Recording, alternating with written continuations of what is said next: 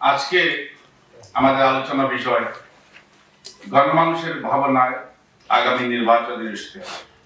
ভোটাররা আর সেই পুরনো দিনের স্বপ্ন বান্ধব ইশতেহার চান না, তারা চান বাস্তবসম্মত, পরিমাপযোগ্য এবং জনবান্ধব ইশতেহার। জনগণের যে ইশতেহার হবে সেখানে এরকম প্রতারণামূলক কোনো কথা থাকবে না, প্রতারণামূলক কোনো উচ্চারণ থাকবে না। জুলাই গণঅভ্যুত্থান পরবর্তী সময়ে বাংলাদেশে রাজনীতির প্যারাডাইম শিফটিং হচ্ছে। হাজারো শহীদের আকাঙ্ক্ষার বাংলাদেশ গঠন কিভাবে নবরূপ লাভ করে সেদিকে সবার নজর। ইতিহাসের বাঁক বদলে ক্ষণে ক্ষণে নতুন আশা প্রত্যাশার জাগরণ হয়। নির্বাচনী সময়ে রাজনৈতিক দল ও জোটের পক্ষ থেকে ইশতেহার দেওয়া একটা অবিচ্ছেদ্য অংশ হয়ে দাঁড়িয়েছে। কে কি করতে চান তার একটা রূপরেখা হাজির করেন জনগণের সামনে। ইশতেহার হলো বাস্তবতার আলোকে একটি দলের দেশ পরিচালনার দর্শন, যার ভিত্তিতে দলটি ক্ষমতায় গেলে পরবর্তী 5 বছর দেশ পরিচালনার কথা। জুলাই গণঅভ্যুত্থান পরবর্তী সময়ে বাংলাদেশে রাজনীতির প্যারাডাইম শিফটিং হচ্ছে। হাজারো শহীদের আকাঙ্ক্ষার বাংলাদেশ গঠন কিভাবে নবরূপ লাভ করে সেদিকে সবার নজর। ইতিহাসের বাঁক বদলে ক্ষণে ক্ষণে নতুন আশা প্রত্যাশার জাগরণ হয়। কখনো সেই স্বপ্নগুলো বাস্তব কাঠামোতে রূপ নেয়, আবার কখনো ভেস্তে যায়। তবে বাস্তবতার নিরিখে বাংলাদেশ ইতিহাসে সমৃদ্ধ হলেও গণমানুষের প্রকৃত ভাগ্য বদল সম্ভব হয়নি। জুলাই গণঅভ্যুত্থান আমাদেরকে নতুন ভাবে চিন্তা করতে বাধ্য করেছে। অচলায়তন থাকবে নাকি রাষ্ট্রের স্বাধীনতা সার্বভৌমত্বকে আরো থিতু করা লাগবে ভিন্ন কোন সংস্করণে, ভিন্ন আঙ্গিকে। ত্রয়োদশ জাতীয় সংসদ নির্বাচন অতীতের যেগুলো সময় থেকে অধিক গুরুত্বপূর্ণ। রাষ্ট্রীয় সংস্কারের ম্যান্ডেট নিয়ে অন্তর্বর্তীকালীন সরকার গঠন হয়। সামনে জাতীয় নির্বাচনের পরে এই সংস্কার প্রক্রিয়া কি চলমান থাকবে নাকি ইশতেহারে থাকবে নতুন কোন রূপরেখা, যা আজ প্রতিটি বৌদ্ধমহলে আলোচনা খোরাক যোগাচ্ছে। বিগত 1 দশকে রাষ্ট্রীয় বাস্তবতার প্রতিটি নাগরিক আজ রাজনৈতিকভাবে শিক্ষিত, আলোকিত। রাজনৈতিক দলগুলো থেকে বাস্তবসম্মত এ কার্যকরী নীতিমালা প্রত্যাশা করছে তৃণমূল। ব্যক্তিক, সামাজিক, জাতীয় এমনকি আন্তর্জাতিক সমস্যাগুলোর টেকসই সমাধানের প্রয়োজনীয়তা প্রতিফলিত হচ্ছে জনগণের ভাবনা। এর ফলশ্রুতিতে আগামী নির্বাচনের ইশতেহার অন্যবারের তুলনায় গঠনমূলক হওয়াটাই প্রত্যাশিত। নির্বাচনী সময়ে রাজনৈতিক দল ও জোটের পক্ষ থেকে ইশতেহার দেওয়া একটা অবিচ্ছেদ্য অংশ হয়ে দাঁড়িয়েছে। কে কি করতে চান তার একটা রূপরেখা হাজির করেন জনগণের সামনে। ইশতেহার হলো বাস্তবতার আলোকে একটি দলের দেশ পরিচালনার দর্শন, যার ভিত্তিতে দলটি ক্ষমতায় গেলে পরবর্তী 5 বছর দেশ পরিচালনার কথা। কিন্তু ইশতেহারের যা যা লেখা হয় নির্বাচন পরবর্তী সময়ে তার কতটুকু বাস্তবায়ন হয় সেটির জবাবদিহিতা নিশ্চিত হয় না। ইশতেহার শুধু নির্বাচনের সময় ভোট পাওয়ার কৌশল নয়, বরং ক্ষমতায় গেলে দলটি কিভাবে দেশ চালাবে, কোন সমস্যাকে অগ্রাধিকার দেবে, কোন পথে সমাধান খুঁজবে তার একটি লিখিত দলিল, যেটা জনগণের সাথে একটা চুক্তি, কমিটমেন্ট। বাংলাদেশ রাজনীতিতে নির্বাচন ইশতেহার যেন এক ধরনের কাগজি স্বপ্নের সমাহারে পরিণত হয়েছে, যেখানে কেবল স্থান পায় প্রতিশ্রুতি, আবেগী ভাষা আর রঙিন ভবিষ্যতের ছবি। কিন্তু বাস্তবতার মাটিতে দাঁড়িয়ে সেই স্বপ্নের ছোঁয়া দেশের জনগণ কখনো পায় না, বরং বহু ক্ষেত্রে ঘটেছে তার উল্টোটা। ফলে সময়ের সঙ্গে সঙ্গে ইশতেহার নিয়ে মানুষের বিশ্বাসে বড় ধরনের ভাঙন ধরেছে। ফলশ্রুতিতে মানুষ এখন আর শুধু কথায় বিশ্বাস করে না, তারা দেখে অতীত রেকর্ড, নেতৃত্বের চরিত্র, দেখে প্রার্থীর পরিচয়, দলের ভেতরের চর্চা।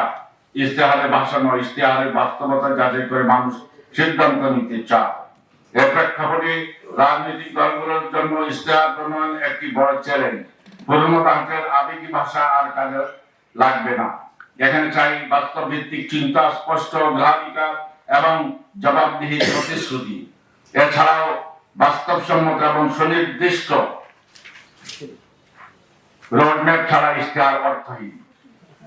ভোটাররা আর সেই পুরনো দিনের স্বপ্ন বান্ধব ইশতেহার চান না, তারা চান বাস্তবসম্মত, পরিমাপযোগ্য এবং জনবান্ধব ইশতেহার। এই বাস্তবতা মাথায় রেখে ত্রয়োদশ জাতীয় সংসদ নির্বাচন সামনে রেখে বিভিন্ন রাজনৈতিক দল তাদের ইশতেহার প্রস্তুত করেছে এবং তা করা উচিত।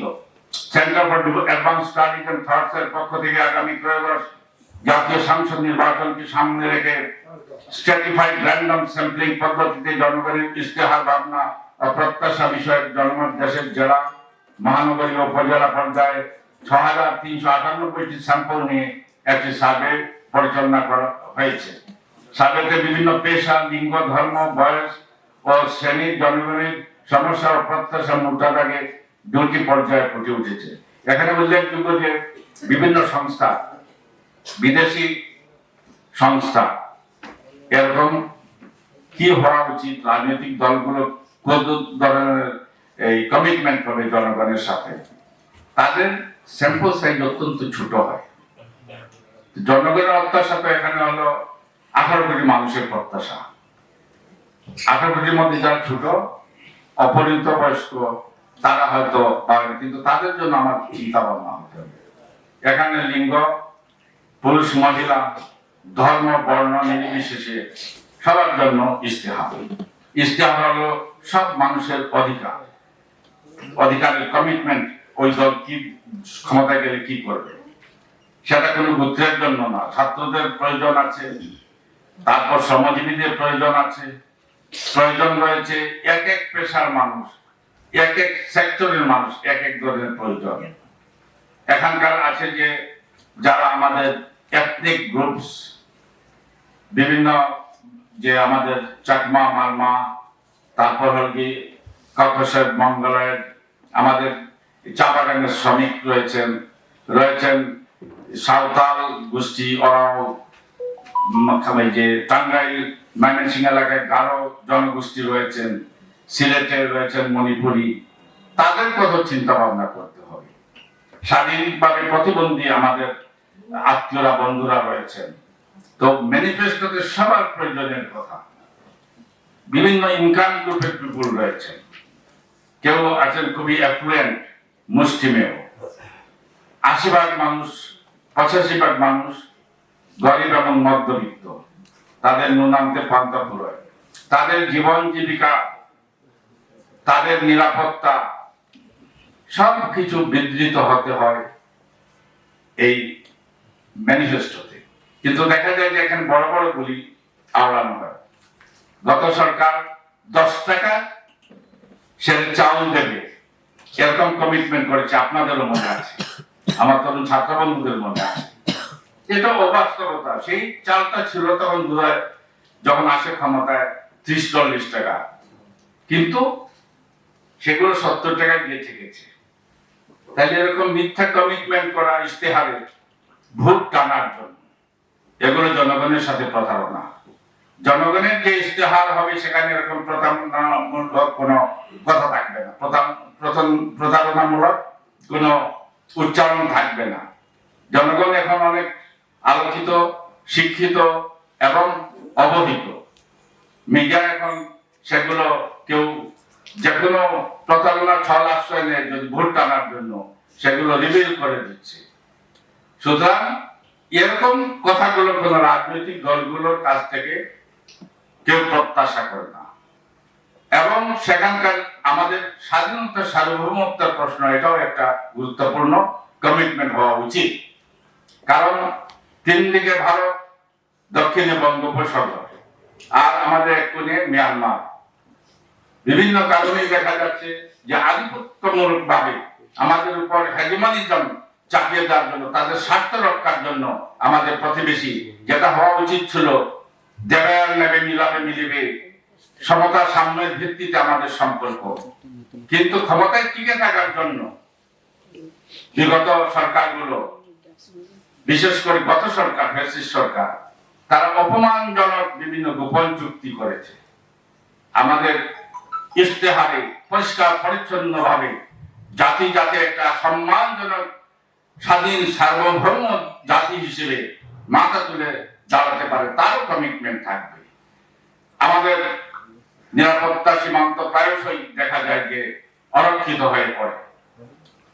ভিতরে বাহিরে ষড়যন্ত্র কালো ছায়া আমাদেরকে প্রবলভাবে আচ্ছন্ন করে।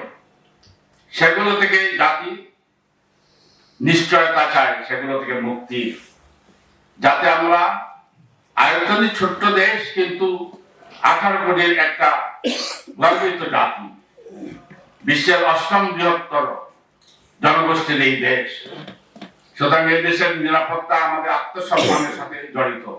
সার্বভৌমত্ব নিশ্চিত করতে হবে, নিরাপত্তাকে নিশ্চিত করতে হবে, আর জনগণের অন্ন, বস্ত্র, বাসস্থান, চিকিৎসা এগুলো নিশ্চয়তা দিতে হবে এবং সেগুলো শুধু সংখ্যাগত না, গুণগত ভাবেও আমাদের সেই সব সার্ভিসেস, ফ্যাসিলিটিস, অ্যামিনিটিস যেগুলো এসেনশিয়াল সেগুলো নিশ্চিত করতে হবে।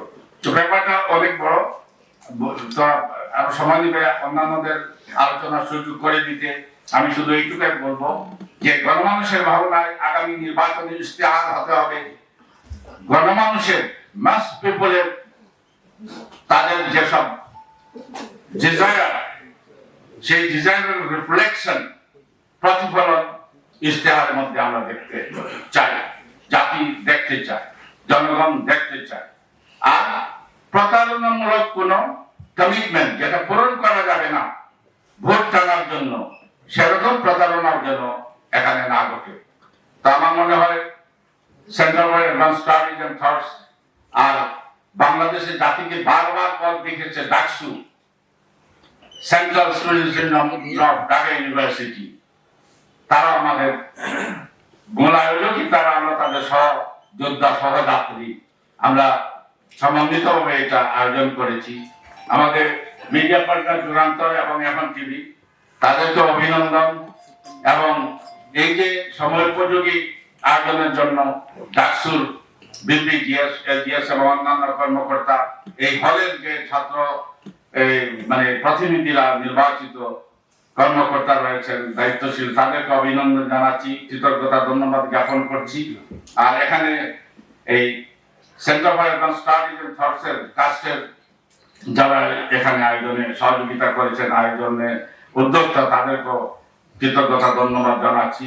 উপস্থিত হয়েছেন এখানে সম্মানিত ব্যক্তিবর্গ, আপনাদের প্রতি আমাদের ডাকসু এবং কাস্টের তরফ থেকে কৃতজ্ঞতা ধন্যবাদ জ্ঞাপন করছি। সাংবাদিক বন্ধুরা, আপনাদের প্রতি আমাদের কৃতজ্ঞতা ধন্যবাদ। আজকের এই অনুষ্ঠান সফল হোক, এই বক্তব্য রেখে আমি আমার বক্তব্য শেষ করছি। আপনাদের বক্তব্যই গণমানুষের ভাবনা হিসেবে এখানে উচ্চারিত হবে এবং যা পথ দেখাবে সামনের একটা গণমানুষের নির্বাচনী গণতন্ত্রায়নের পথে বাংলাদেশ চলে, জাতির আশা আকাঙ্ক্ষার ম্যানিফেস্টো বা ইশতেহার যাতে গ্রহণ করতে পারে সবাই, সে আহ্বান জানিয়ে আমার বক্তব্য শেষ করছি। আল্লাহ হাফিজ। বাংলাদেশ জিন্দাবাদ।